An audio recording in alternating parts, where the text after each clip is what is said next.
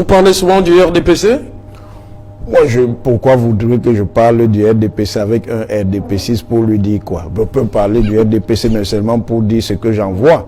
Oui. Pour moi, le RDPC, c'est simplement l'UNC. L'UNC repositionné dans un... Et lui, il pense quoi, le professeur Ona, quand vous lui dites ça? Ben, il faut lui demander. Si vous voulez savoir ce qu'il pense, invitez-le, il va vous dire ce qu'il pense. Moi, je vous dis ce que je pense. On va l'inviter. Invitez-le, s'il accepte de venir, il vous dira ce qu'il pense du RDPC. Pour moi, c'est une expérience globalement, finalement malheureuse. Oui. Parce qu'en réalité, le RDPC était censé instituer un autre esprit, un autre esprit politique au Cameroun. Et finalement, on constate que même s'il a pu, dans certaines conditions, promouvoir des chemins d'ouverture, il n'est pas allé jusqu'au bout de la logique. Il a conservé l'esprit de monopole, l'esprit du parti unique, l'esprit de l'unanimisme et l'esprit surtout du culte de la personnalité, où il y a véritablement la célébration permanente du chef. Voilà. Et moi, je suis contre ces choses parce que je pense que c'est l'un des grands problèmes de l'Afrique. Je ne parle pas que du Cameroun. C'est l'un des grands problèmes de l'Afrique. Il n'est pas mauvais. Il n'est pas mauvais de respecter les chefs. Il n'est même pas mauvais de les célébrer, mais pas au point que les chefs soient au-dessus des institutions qui conduisent la société. Chaque fois qu'on se retrouve dans de tels modèles, il faut vraiment un miracle pour avoir toujours des chefs qui puissent conserver la lucidité nécessaire. Ce n'est même pas possible, parce que le pouvoir, c'est quelque chose qui est très dangereux.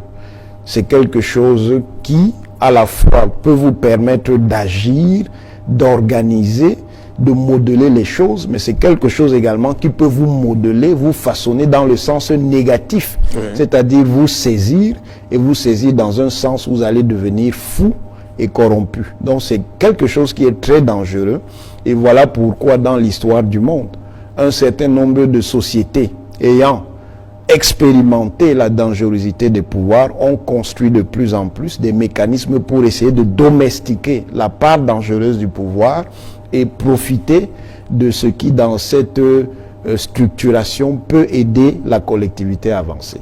Voilà pourquoi je suis contre toute logique qui relève de ce que j'appelle le gouvernement perpétuel. Et en des termes d'ailleurs plus compliqués, le centralisme principataire, c'est-à-dire un système où vous avez un chef qui à lui seul est un État.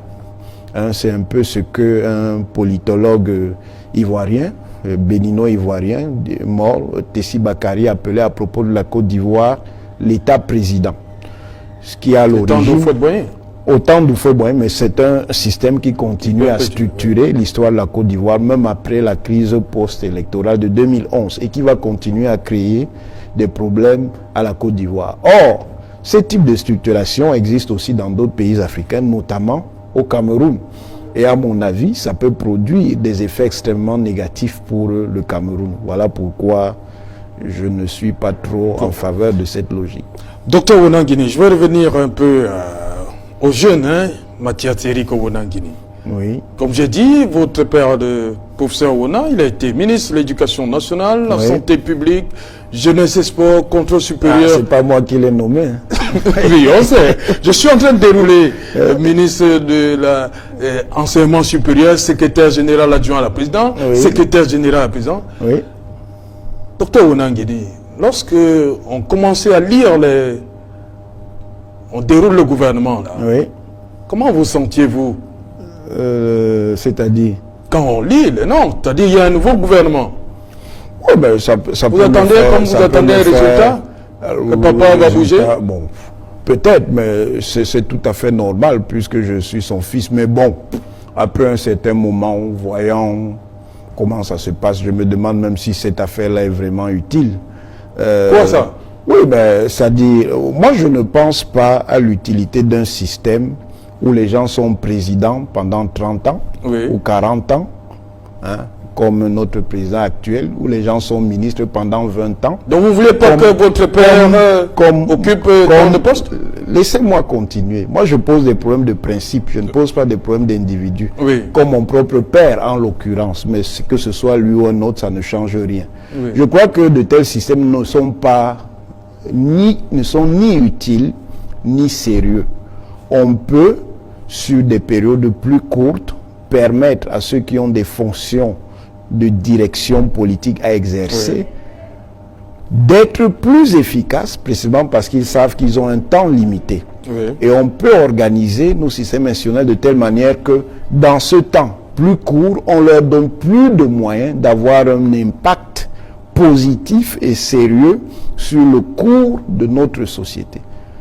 Voilà pourquoi moi, ce genre de système ne m'intéresse pas. Parce que même si vous avez des personnes talentueuses, brillantes, ayant même une certaine orientation morale, pour le dire simplement, bon cœur, dans un tel mécanisme, il y a toutes les chances que ces personnes soient perverties par les systèmes d'intérêt qui se cristallisent évidemment chaque fois qu'il y a un pouvoir, un ordre de pouvoir. Et à un certain moment, elles n'auraient plus ni le talent, ni les qualités qu'elles avaient au départ.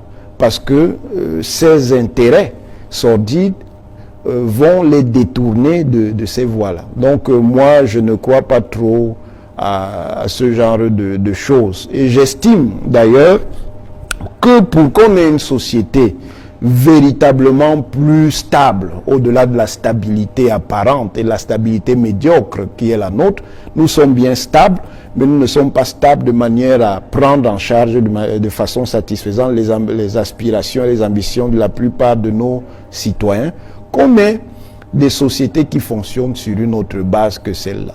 Voilà, vous dites, professeur le docteur Ronan Guinée, qu'un intellectuel doit exercer une fonction critique vis-à-vis de la société dans laquelle il vit. Une fonction critique qui l'expose bien évidemment à d'éventuels démêlés. Et que pensez-vous donc de ces intellectuels qui ont décidé de marcher avec le pouvoir? D'abord parce qu'en gros, s'il peut y avoir des intellectuels de pouvoir, tous ceux qui sont au pouvoir et qui font fonction d'intellectuels de pouvoir n'en sont pas. N'en sont pas. Même l'intellectuel de pouvoir a une ligne critique. Il met simplement son esprit critique au service d'une orientation politique.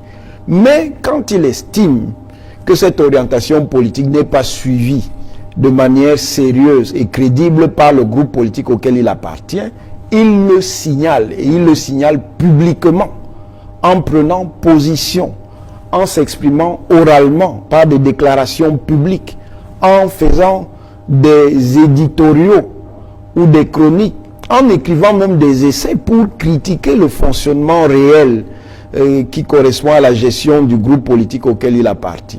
C'est ça un intellectuel même de pouvoir. Il critique et puis ensuite il dit à ses amis politiques: j'ai fait les critiques, voici donc les solutions qui peuvent permettre de corriger ce qui m'apparaît comme ne fonctionnant pas dans le cadre de notre gestion politique.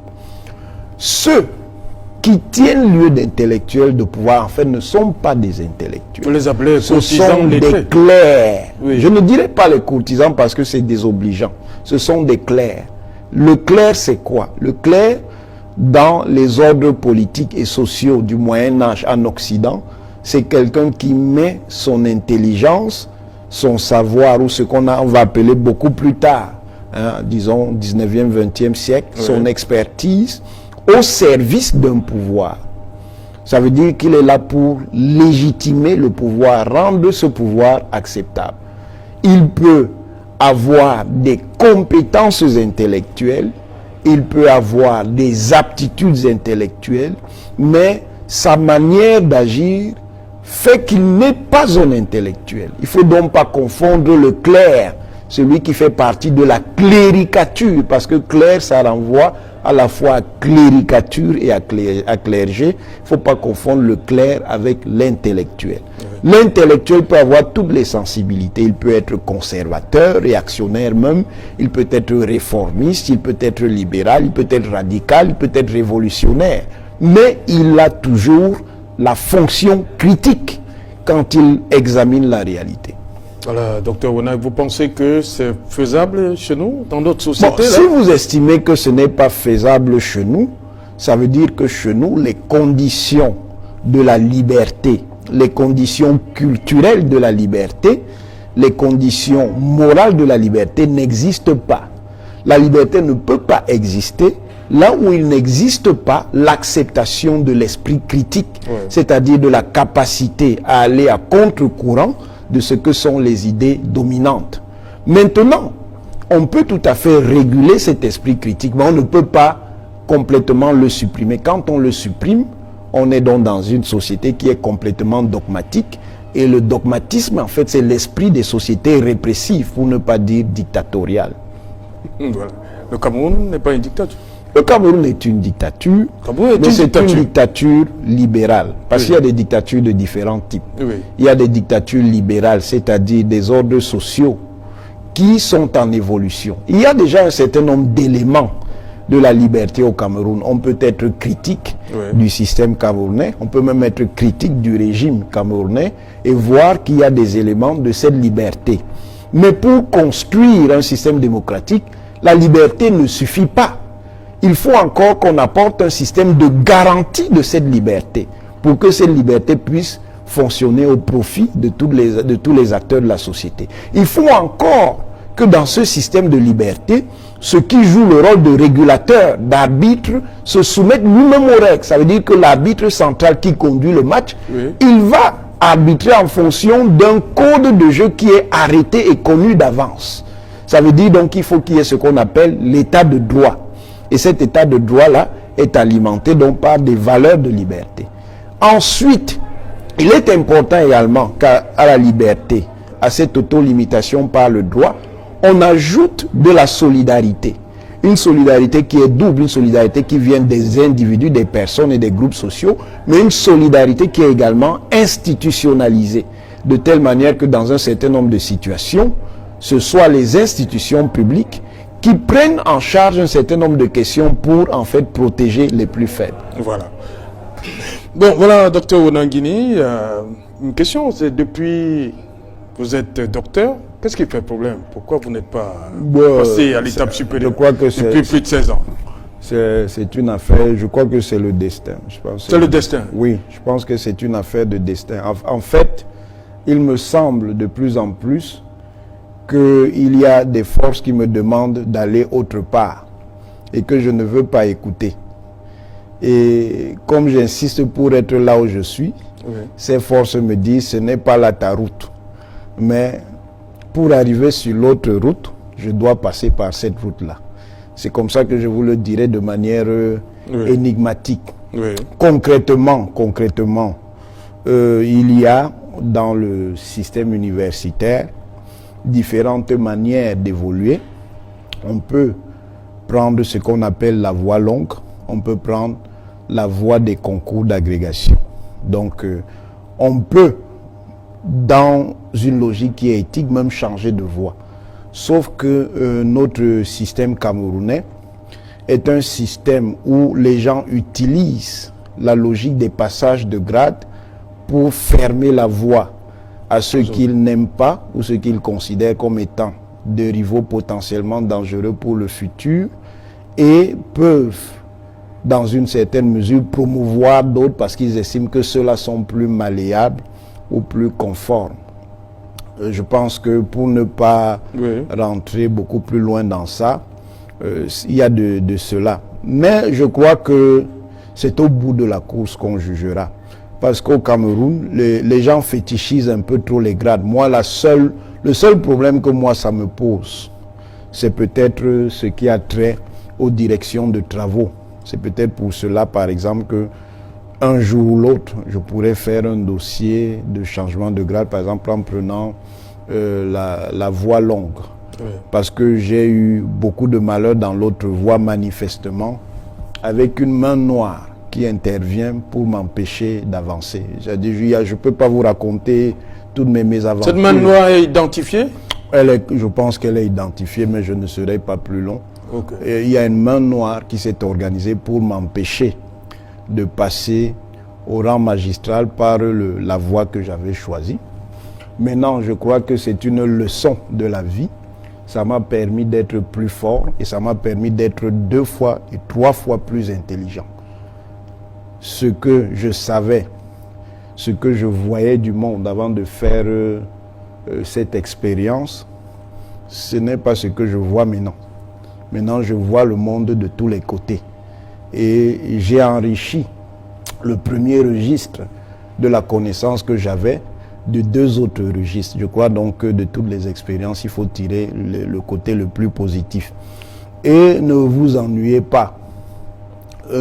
Souvent, il y a des parcours assez bizarres dans l'histoire de la pensée et l'histoire de l'intellect et de la culture. Je vais vous prendre quelques exemples. Karl Marx, qui a été un grand philosophe, un grand économiste et même un sociologue avant la lettre, oui, a eu un doctorat de philosophie à 23 ans. Karl Marx n'a jamais pu devenir professeur dans une université allemande de son temps. Mais Karl Marx est certainement l'intellectuel allemand qui a laissé la plus grande marque dans l'histoire, que beaucoup de professeurs ayant occupé des chaires dans les universités allemandes n'ont pas pu atteindre. Ça, c'est un premier exemple. Karl Marx a vécu de 1818 à 1883. Je vous prends un autre exemple, cette fois-là celle d'un sociologue français qui s'appelle Pierre Bourdieu. Pierre Bourdieu est né dans les années 30, je pense en 31, et il est mort en 2002. Pierre Bourdieu est considéré, avec certains autres, comme l'un des plus grands sociologues français.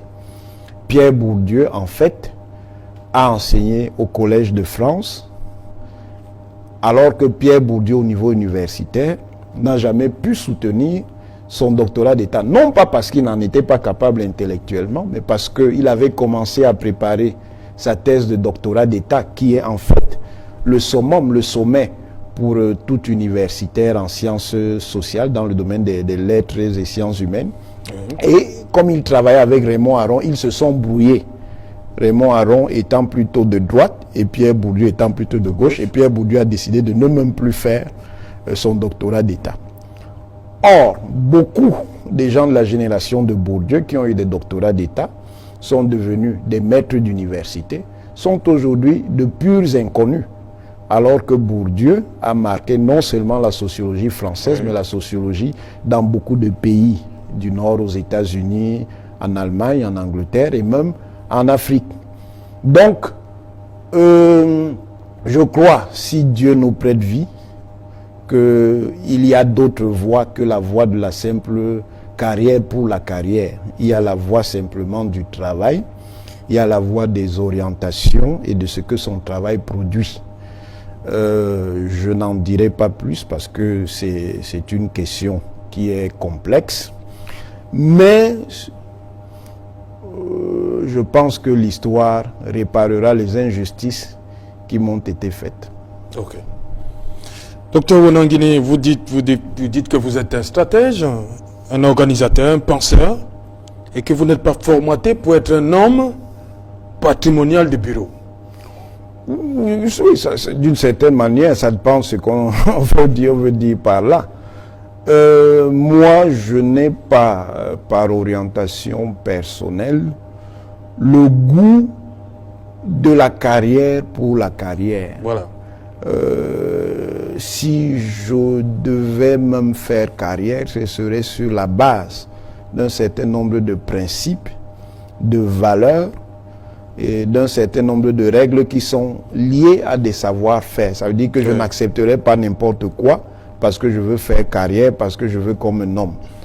Et l'un des drames de nos pays d'Afrique, c'est qu'on a sacrifié une grande partie de notre intellectualité et de notre intelligence en soumettant les gens à ces logiques de carrière où pour progresser, ils doivent se nier et doivent en particulier piétiner leur intelligence. C'est l'une des raisons pour lesquelles les pays africains de manière collective piétinent dans la hiérarchie du monde actuel. Aucune société ne peut avancer, ne peut se développer, ne peut s'émanciper, ne peut se faire respecter si elle piétine les différentes formes de talent et surtout l'intelligence. L'intelligence est la principale ressource de l'homme, et l'homme, notre espèce, je le dis souvent aux étudiants, s'appelle Homo sapiens sapiens. Ça veut dire que notre espèce, sa spécificité, c'est celle d'avoir cultivé l'intelligence dans son adaptation au monde. Le pouvoir de l'homme, c'est donc le pouvoir de son intelligence à examiner les choses et à faire les bons choix concrets dans la gestion de ces choses. Donc, moi, je ne suis pas dans cette logique. Je ne peux m'associer à une logique politico-administrative que là où je saurais que les exigences d'un État sérieux sont remplies. Pas où je serais victime de chantage, d'intimidation, de pression pour faire des choses qui sont contraires aux règles qui sont posées. Et là, il n'y a pas de négociation possible. Si ce n'est pas comme ça, autant je ne suis pas là. On peut vivre sans être. Il y a plusieurs manières de s'épanouir et de s'exprimer. L'un de nos grands malheurs aussi, c'est que les gens croient que pour s'épanouir, on a nécessairement besoin d'être président, d'être ministre, d'être ceci, cela, directeur général. Non. On peut s'épanouir de tous les points de vue. Et une société qui crée l'espace pour que les gens s'épanouissent dans différentes activités, c'est une société qui est équilibrée. C'est une société qui, parce qu'elle fournit une diversité de lieux d'épanouissement, s'ouvre les voies de mieux figurer dans le monde, de développer ses capacités économiques, de développer ses capacités de faire que ses ressortissants puissent prendre en charge leurs obligations sociales, pouvoir se nourrir, pouvoir se soigner, pouvoir envoyer ses enfants se former, pouvoir travailler. Moi, je pense que c'est ce qui est essentiel. Et l'un des grands drames, particulièrement du deuxième régime camerounais, c'est qu'il avait le capital humain pour dessiner et matérialiser une autre trajectoire pour le Cameroun. Mais précisément parce que ceux qui l'ont conduit ont privilégié d'autres objectifs, aujourd'hui le Cameroun se trouve dans une impasse. Cela n'apparaît pas dans un certain nombre de discours, mais en réalité le Cameroun d'aujourd'hui est dans une impasse. C'est un pays qui ne sait pas utiliser ses capacités, avec une autre orientation et même le même potentiel élitaire. Vous pouvez faire du Cameroun en 15 ans, 20 ans, 25 ans, un pays développé. Je dis bien développé, je ne dis pas comme on dit dans les discours à la mode en Afrique, émergent. J'ai bien dit développé et surtout émancipé. Sauf que la seule contrainte qu'il y a dans le temps historique qui est le nôtre, c'est qu'aucun pays d'Afrique noire, aucun, ne peut se développer en dehors d'une démarche panafricaine. Tant que nos élites, et particulièrement nos élites politiques, feront les malins, l'Afrique vivra toujours dans la période actuelle qui est globalement une période de désastre pour elle. Qu'est-ce qu'il faut donc faire concrètement? Qu'est-ce qu'il faut faire? Le discours qu'il faut tenir à ces politiques pour qu'ils... ils veulent tenir tous les discours, que vos discours soient sensés ou pas sensés. Si les gens ne veulent pas écouter, ils n'écoutent pas. Bon, mais maintenant, s'ils ne veulent pas écouter, ce n'est pas non plus pour cela que vous n'allez pas dire ce que vous pensez. Moi, je pense que les leaders africains doivent comprendre que ce n'est pas ailleurs que se trouvent les solutions de l'Afrique. Et je crois que, de toutes les manières, même ceux qui sont les moins futés et les moins affûtés comprennent que, en fait, les ressources sont dans les sociétés. Sauf que comme ils tiennent à leur joujou de pouvoir, ils préfèrent stériliser et immobiliser les sociétés pour rester au pouvoir et avoir les privilèges de pouvoir, plutôt que miser sur l'avancement de la société, plutôt que miser sur le travail d'avancement de la société qui pourrait être fait à partir d'une utilisation appropriée des capacités et des compétences de tous. Or, c'est ça l'enjeu décisif pour les pays africains. Ce n'est pas de rester 40 ans au pouvoir, d'être 30 ans, 50 ans ministre. C'est de créer un système où, sans que ce soit le paradis, il y ait un certain nombre de possibilités d'épanouissement qui soient offertes au plus grand nombre. Il est évident qu'on ne sera jamais dans un équilibre où tout le monde aura les mêmes capacités. Mais si les gens ont un certain confort, je crois que les choses peuvent avancer.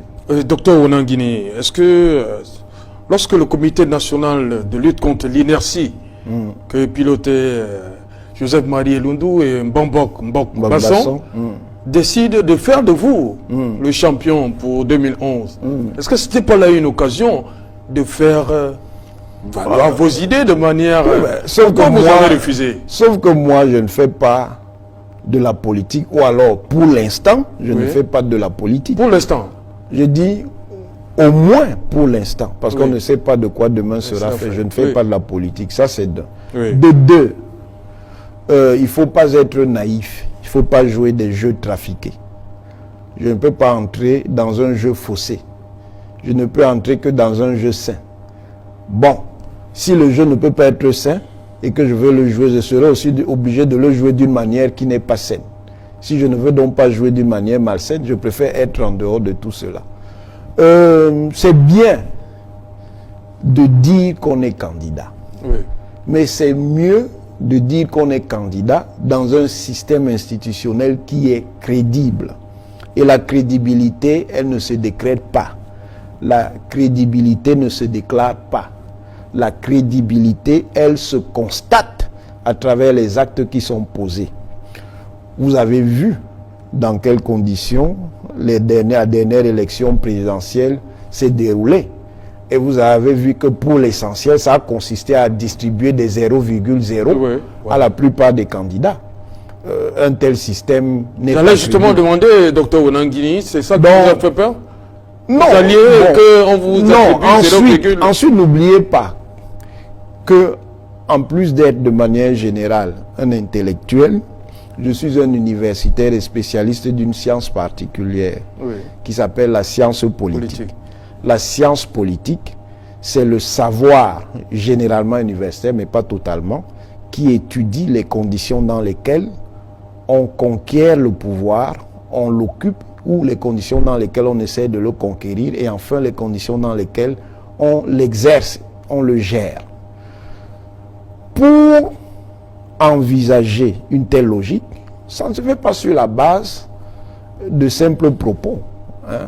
C'est une démarche articulée, structurée, qui suppose un certain nombre de moyens. Bon, moi je veux bien être candidat, mais je ne peux pas être candidat du vide. Il faut d'abord avoir au préalable structuré un groupe politique. Il faut disposer d'un certain nombre de connexions avec des groupes sociaux qui sont significatifs pour pouvoir au moins peser sur l'issue de l'élection, à défaut de la gagner. Il faut disposer d'une combinaison appropriée de ressources parce que l'appareil politique combine différents éléments. Il vous faut des gens qui ont du caractère, c'est-à-dire qui ont la prédisposition à commander. Mais en plus d'avoir cette prédisposition à commander, ils doivent être bien formés, comprendre quelques règles pour savoir comment commander. Il vous faut des gens qui sont capables de mobiliser, d'attirer l'attention, de vous gagner des soutiens, qui sont donc capables de construire des réseaux de soutien et de support. Il vous faut des gens qui sont des penseurs. Parce que tout en étant une activité pratique, la politique se fait aussi sur la base du discours. Et dans le discours sont véhiculées des visions. Et avec les visions viennent des valeurs. Il faut donc des gens qui aient la capacité poétique de susciter le rêve et l'émotion. Mais en même temps, il vous faudrait également des gens qui viennent contrôler le potentiel de rêve et d'émotion pour qu'il ne soit pas purement irréaliste. Il vous faut donc maintenant des experts, des gens qui connaissent un certain nombre de données, point par point. Il vous faut ensuite des stratèges, c'est-à-dire des gens qui vont organiser, planifier, programmer la mise en route de cette démarche d'accession au pouvoir.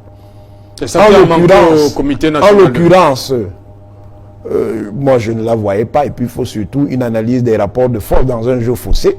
Si le SDF, par exemple, vous propose d'être... Oui, mais ça c'est un rêve en couleur. Comment ça ça dit que c'est une hypothèse purement fictive. À quel titre une formation comme le Social Democratic Front m'aurait proposé, par exemple, comme candidat, moi qui n'y ai jamais milité, qui n'y ai jamais figuré au titre de cadre du parti, qui n'est pas été un membre de l'organisation. Oui. Je ne vois pas à quel titre, dans la politique également, il y a des formes de solidarité qui sont liées au partage d'un certain nombre d'expériences. Il n'est pas évident qu'un parachuté puisse bénéficier de l'adhésion de l'ensemble de l'appareil simplement parce qu'on lui prête telle ou telle autre qualité. Donc tout cela se construit. Mais, qui sait? Qui vivra verra. Voilà. Bon, docteur Onanguini, on va parcourir quelques sujets, j'ai appelé ça un sujet polémique. François Bozizé est toujours au Cameroun. Oui. Et Michel Dotodia n'est pas reçu par Paul Biya lorsqu'il faisait sa tournée en Afrique centrale. Le président Biya a-t-il choisi définitivement son camp? Je ne sais pas si le président Biya, c'est à lui que vous devrez poser la question. Il faut qu'il vous reçoive pour que vous lui posiez la question. Mais vous êtes un analyste. Il aurait la latitude de vous répondre.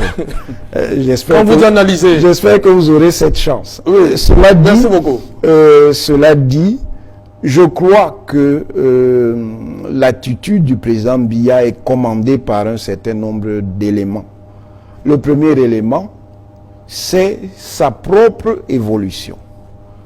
Le président Biya est arrivé au pouvoir par un mécanisme institutionnel. Ça veut dire que de toutes les manières, il n'y est pas arrivé par un scénario ouvert de force. Oui. Ce n'est pas un coup de force avec des éléments physiques, ce n'est pas un coup d'État militaire.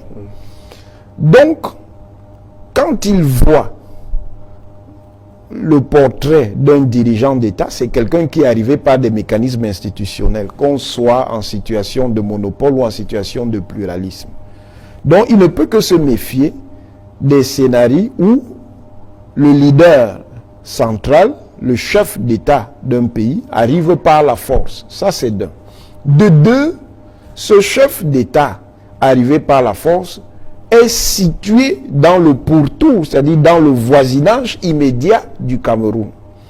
Or, on sait qu'il y a des effets de contagion politique qui peuvent éventuellement, j'ai bien dit éventuellement, pas nécessairement, intervenir du fait du voisinage. Ça veut dire que dans une sous-région, quand on prend les différentes configurations des sous-régions en Afrique, Afrique occidentale, Afrique centrale, Afrique australe et autres, quand une crise commence dans un pays et puis qu'il y a d'autres pays en crise, il peut y avoir un effet de diffusion. Or, on sait que malgré sa relative réussite, très relative d'ailleurs, mais relative aussi, réussite économique, le Tchad a toujours des fragilités au niveau de sa sécurité. Le Tchad a des fragilités stratégiques. La déstabilisation de la Centrafrique et celle du Tchad au voisinage du Cameroun, compte tenu maintenant des propres évolutions politiques internes du Cameroun, ça peut être quelque chose qui n'est pas bien.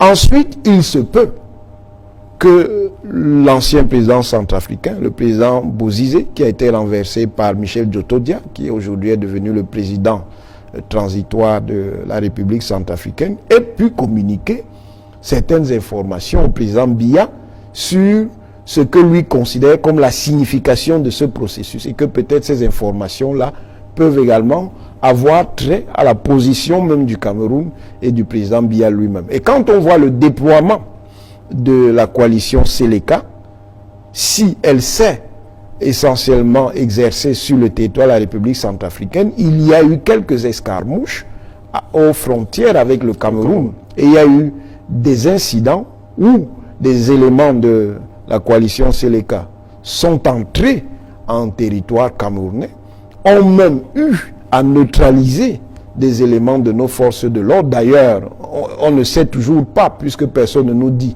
ce qu'est devenu cet élément de nos forces de l'ordre qui a été capturé par ces rebelles centrafricains. Et ils ont eu des affrontements avec l'une de nos unités, les forces spéciales que constitue le BIR. Je pense que c'est toutes ces raisons qui expliquent la prudence du président Biya dans la gestion de ce dossier et le fait que notamment il adopte une posture qu'il n'adopte pas nécessairement habituellement. Celle par exemple de laisser un président déchu qui a été accueilli au Cameroun dans une perspective de transit humanitaire s'installer et utiliser le territoire camerounais pour exprimer sa vision politique de la situation. On a peur qu'une rébellion peut partir d'ici. Peut-être pas partir d'ici, mais arriver ici. Parce que généralement, la configuration des rébellions, compte tenu de la structure même de nos États, fait qu'une rébellion a plus de chances d'être incisive quand elle peut se replier dans un autre pays. Parce qu'une rébellion est constituée sur une base militaire qui est moins importante a priori que les forces qui sont disponibles pour un État. Donc, dans un rapport militaire classique, la rébellion ne peut pas, parce qu'elle n'a ni les moyens, ni généralement la formation. Qu'est-ce qu'elle utilise? Elle utilise alors ce qu'on appelle les tactiques de guérilla pour essayer progressivement de casser l'assurance et la stabilité du système étatique. C'est comme ça que les guérillas fonctionnent. Il leur faut donc un espace de repli. Et généralement, les guérillas se replient dans les pays voisins. Soit parce qu'elles bénéficient